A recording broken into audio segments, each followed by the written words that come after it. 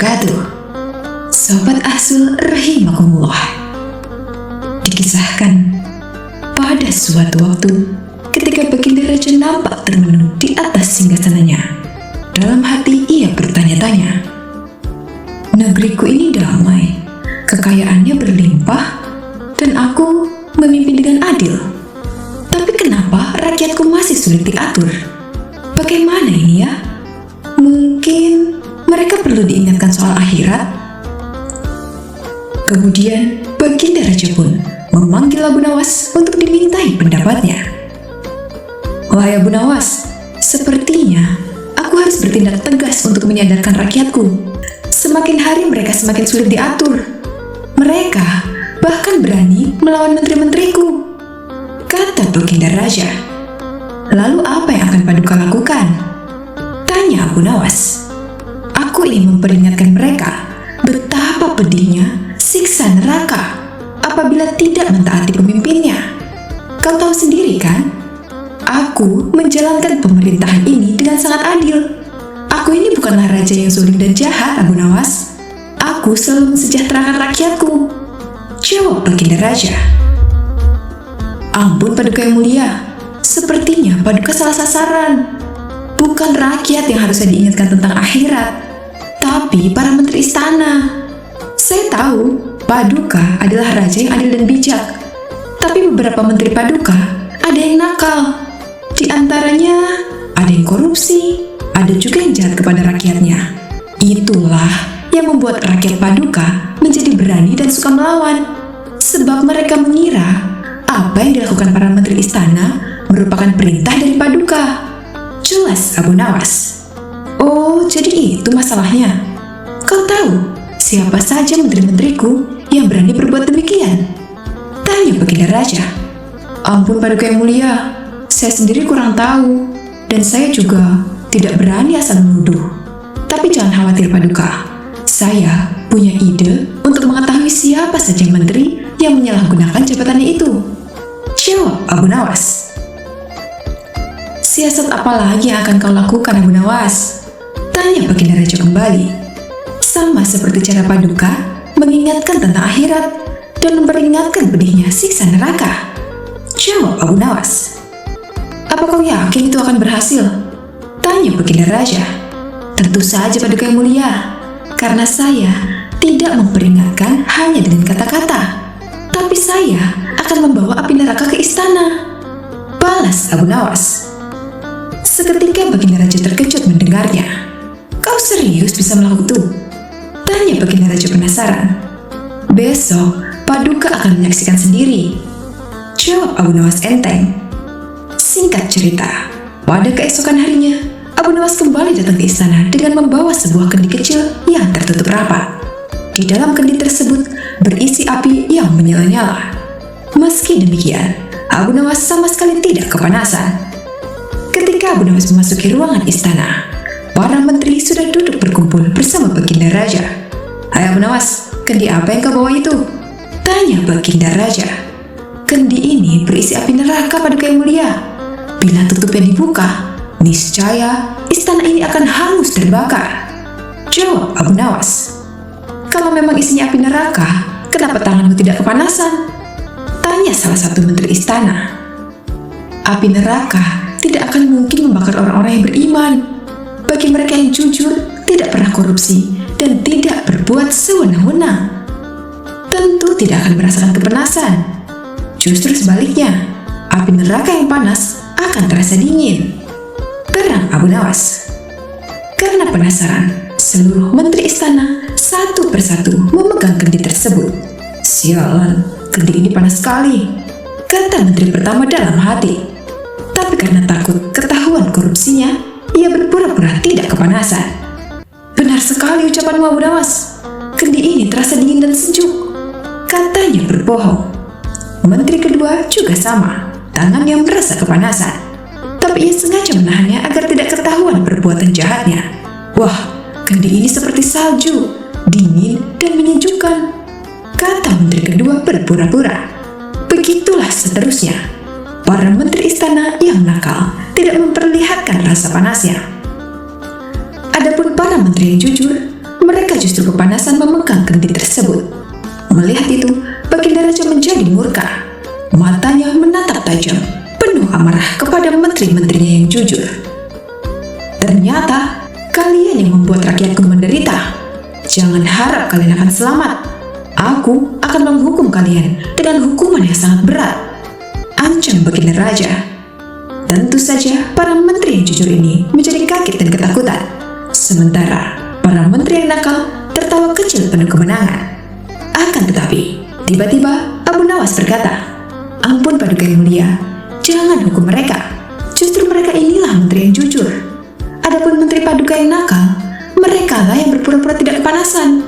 Mereka sengaja menahan rasa panas agar dianggap sebagai orang yang jujur dan berbuat baik kepada rakyatnya." Mendengar itu, Baginda Raja menjadi bingung. "Tapi, bukankah kamu sendiri tidak kepanasan?" tanya Baginda Raja heran. "Itu kan karena sebelumnya kedua tangan saya diolesi dengan pelumas anti panas Paduka. Wajar saja kalau saya tidak kepanasan saat memegang kendi tersebut," jelas Abu Nawas. Akhirnya, berkat akal cerdiknya, Abu Nawas berhasil mengungkap beberapa menteri istana yang telah menyalahgunakan jabatannya. Dan pada saat itu juga, Baginda Raja langsung memecatnya dan memasukkannya ke dalam penjara.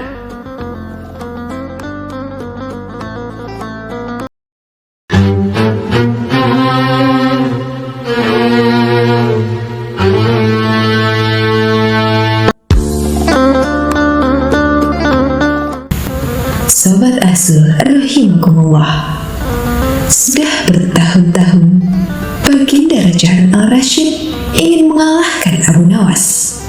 Namun perangkap-perangkap yang selama ini dibuat, semua bisa diatasi dengan cara-cara yang cemerlang oleh Abu Nawas. Baginda Raja tentu tidak putus asa.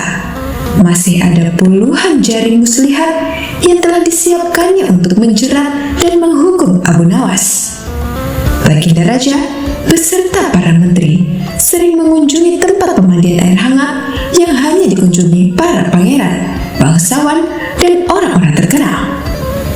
Di suatu sore yang sangat cerah, ketika Baginda Raja beserta para menterinya berendam di kolam, beliau berkata kepada para menterinya, "Aku punya akal untuk menjebak Abu Nawas," kata Baginda Raja dengan wajah yang ceria.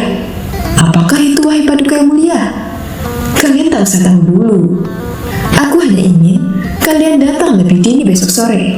Dan jangan lupa, datanglah besok sebelum Abu Nawas datang, karena aku akan mengundangnya untuk mandi bersama-sama kita," kata Baginda Raja memberi pengarahan. Baginda Raja memang sengaja tidak menyebutkan tipuan apa yang akan digelar besok. Abu Nawas diundang untuk mandi bersama Baginda Raja dan para menteri di pemandian air hangat yang terkenal itu. Seperti yang telah direncanakan, Baginda Raja dan para menteri sudah datang lebih dahulu. Baginda membawa 19 butir telur ayam. 18 butir dibagikan kepada para menterinya, 1 butir untuk dirinya sendiri. Kemudian Baginda memberi pengarahan singkat tentang apa yang telah direncanakan untuk menjebak Abu Nawas. Ketika Abu Nawas datang, Baginda Raja beserta para menteri sudah berendam di kolam.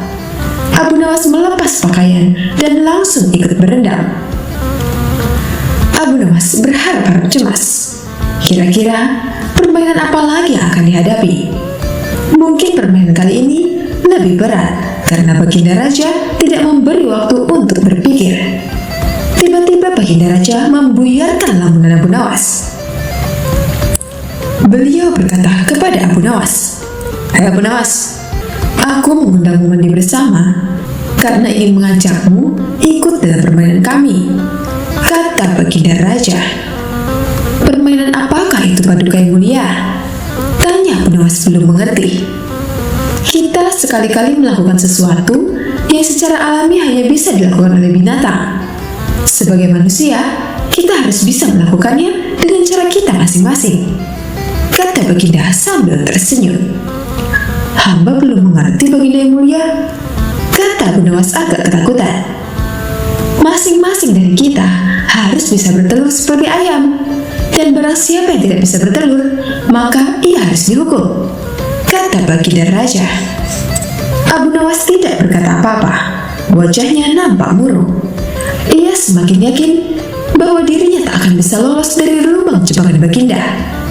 Melihat wajah Abu Nawas murung, wajah baginda semakin berseri-seri. Nah, sekarang apa lagi yang kita tunggu? Kita menyelam, lalu naik ke atas sambil menunjukkan telur kita masing-masing, perintah baginda raja. Baginda raja dan para menteri mulai menyelam, kemudian naik ke atas satu persatu dengan membawa sebutir telur ayam. Abu Nawas masih di dalam kolam. Ia tentu saja tidak sempat mempersiapkan telur karena ia memang tidak tahu kalau ia diharuskan bertelur seperti ayam. Kini Abu Nawas tahu kalau baginda raja dan para menteri telah mempersiapkan telur masing-masing satu butir. Karena belum ada seorang manusia pun yang bisa bertelur dan tidak akan pernah ada yang bisa melakukannya. Karena dadanya mulai terasa sesak, Abu Nawas cepat-cepat muncul ke permukaan, kemudian naik ke atas. Baginda raja langsung mendekati Abu Nawas. Abu Nawas nampak tenang, bahkan ia berlaku aneh. Tiba-tiba saja, ia mengeluarkan suara seperti ayam jantan berkokok. Keras sekali, sehingga baginda dan para menterinya merasa begitu heran. Ampun Tuanku yang mulia, hamba tidak bisa bertelur seperti baginda dan para menteri, kata Abu Nawas sambil membungkuk hormat. Kalau begitu, engkau harus dihukum, kata baginda bangga. Tunggu dulu wahai Tuanku yang mulia, kata Abu Nawas memohon. Apalagi Abu Nawas, kata baginda tidak sabar. Paduka yang mulia, sebelumnya izinkan hamba membela diri. Sebenarnya kalau hamba mau bertelur, hamba tentu mampu. Tetapi hamba merasa menjadi ayam jantan, maka hamba tidak bertelur. Hanya ayam betina saja yang bisa bertelur. Kukuyu, kata Abu Nawas dengan membusungkan dada. Baginda raja tidak bisa berkata apa-apa. Wajah baginda dan para menteri yang semula ceria penuh kemenangan kini mendadak berubah menjadi merah padam karena malu, sebab mereka dianggap ayam betina. Abu Nawas memang cerdik. Karena merasa malu, baginda raja Al-Rashid dan para menteri segera berpakaian dan kembali ke istana tanpa mengucapkan sepatah kata pun. Memang Abu Nawas banyak akalnya dan telah diakui oleh para ilmuwan sebagai ahli mantik atau ilmu logika. Gampang saja baginya untuk membolak-balikan dan mempermainkan kata-kata guna menjatuhkan mental lawan-lawannya.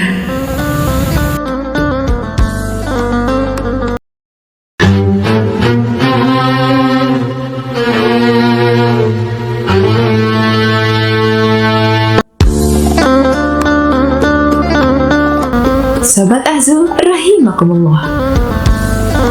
Suatu hari, Khalifah Harun al-Rashid marah besar pada kawan karibnya yang setia, yaitu Abu Nawas. Ia ingin menghukum mati Abu Nawas setelah menerima laporan bahwa Abu Nawas mengeluarkan sebuah fatwa, yaitu tidak mau ruku dan sujud dalam sholat.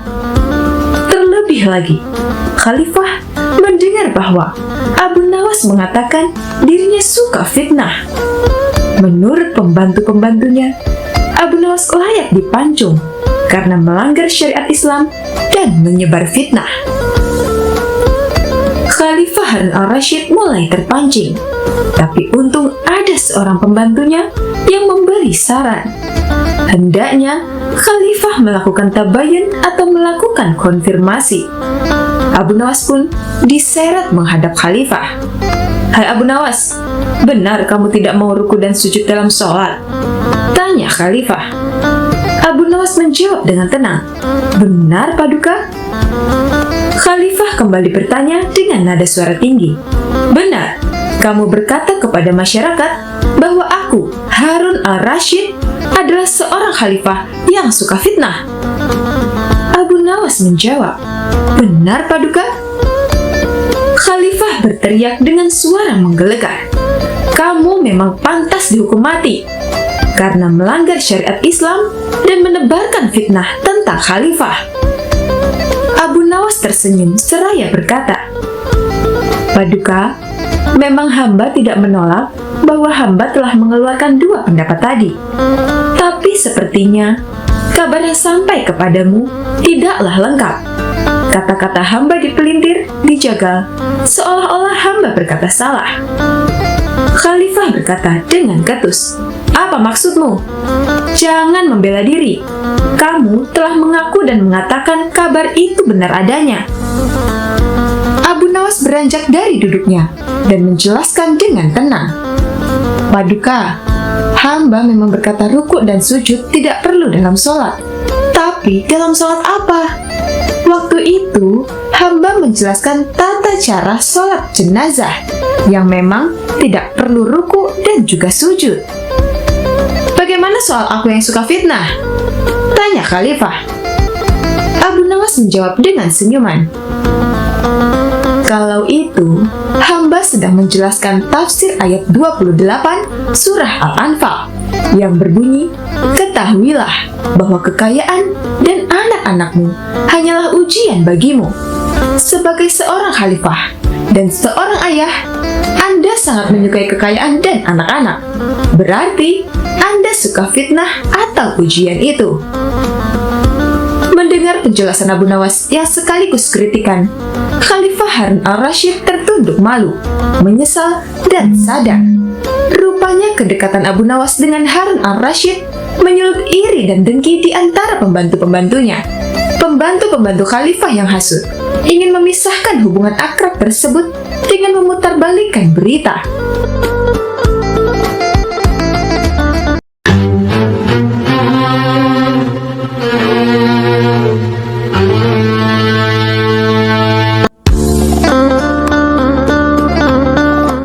Sobat Azul rahimakumullah. Pada suatu hari, di sebuah komplek di kota Baghdad, dibuat gempar oleh pencurian. Aksi pencurian itu dilakukan di rumah saudagar kaya raya. Uang ribuan dinar lenyap di gondol maling. Tampaknya maling tersebut sangatlah profesional.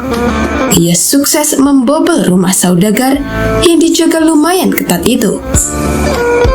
Petugas belum bisa mengendus siapa pencurinya. Sang saudagar penasaran dibuatnya. Uang yang dicuri itu baginya tidak begitu besar dibanding harta yang bejibun yang dimilikinya. Masalahnya, siapa pencuri itu yang membuat dia sangat penasaran. Sudah nyaris sepekan, para petugas belum juga bisa membongkar kasus ini. Namun pada akhirnya, saudagar membuat keputusan. Barang siapa yang mencuri hartanya dan dia mau mengembalikan selain diampuni, maka pencuri akan mendapatkan hak separuh dari harta yang dicuri tersebut. Pengumuman tersebut ternyata tak mengundang minat maling itu. Si pencuri tak kunjung memperlihatkan batang hidungnya. Tidak putus asa, sang saudagar akhirnya membuat sayembara baru. Barang siapa yang berhasil mendapatkan pencuri tersebut, maka dia akan mendapatkan seluruh harta tersebut. Dan tentu saja, sayembara ini sangat menarik warga Baghdad. Banyak sekali orang yang mendaftar untuk ikut ambil bagian, termasuk si pencuri itu sendiri. Awalnya, si pencuri berniat untuk meninggalkan kota Baghdad dengan membawa harta milik curiannya itu. Namun setelah dipikir-pikir, kepergiannya hanya akan membuka aibnya. Mending aku ikut sayembara saja, pikir si pencuri. Oleh karena itu, si pencuri mencoba bertahan di kota dengan ikut-ikutan menjadi peserta sayembara. Dia semakin merasa sangat aman saat berkumpul dengan peserta sayembara. Dia sangat yakin kedoknya tidak akan terbongkar. Namun begitu melihat hasil yang belum jelas terlihat dari sayembara, akhirnya saudagar mendesak sang hakim untuk mendatangkan Abu Nawas. Namun sayangnya, Abu Nawas pada hari itu sedang berada di Damaskus dan baru bisa pulang pada keesokan harinya. Semua harapan kini bertumpu pada Abu Nawas. Kasakusuk begitu gencar di kalangan warga. Mereka menebak apakah Abu Nawas mampu menguak teka-teki tersebut. Sementara si pencuri hatinya menjadi ciut karena dia tahu bagaimana kemampuan Abu Nawas dalam memecahkan sebuah masalah. Pada keesokan harinya, Abu Nawas datang dengan membawa tongkat yang banyak sekali. Kemudian Abu Nawas membagikan tongkat-tongkat tersebut kepada semua yang hadir. Abu Nawas pun berpesan, "Tongkat-tongkat ini sudah saya mantrai. Kalian bawa pulang dan besok bawa kembali ke sini," ucap Abu Nawas. "Jika salah satu di antara kalian pelakunya, maka tongkat akan bertambah satu telunjuk. Yang bukan pencuri, maka tidak usah khawatir," ujar Abu Nawas. Kemudian semua warga pulang dan si pencuri jadi bingung. Bagaimana caranya agar dia bisa lolos di esok hari? Setelah memeras otak, dia memutuskan untuk memotong tongkat tersebut sepanjang telunjuk jarinya. Di keesokan harinya, semua warga berkumpul dan mengembalikan tongkat kepada Abu Nawas. Pada saat menerima tongkat dari pencuri tersebut, Abu Nawas langsung menangkapnya karena tongkatnya menjadi lebih pendek dari yang lainnya. Kemudian si pencuri diadili dengan seadil-adilnya, dan akhirnya Abu Nawas berhak atas uang ribuan dinar tersebut. Namun uang tersebut dibagikan kepada fakir miskin di kota Baghdad. Itulah salah satu kecerdikan Abu Nawas, sang wali sufi.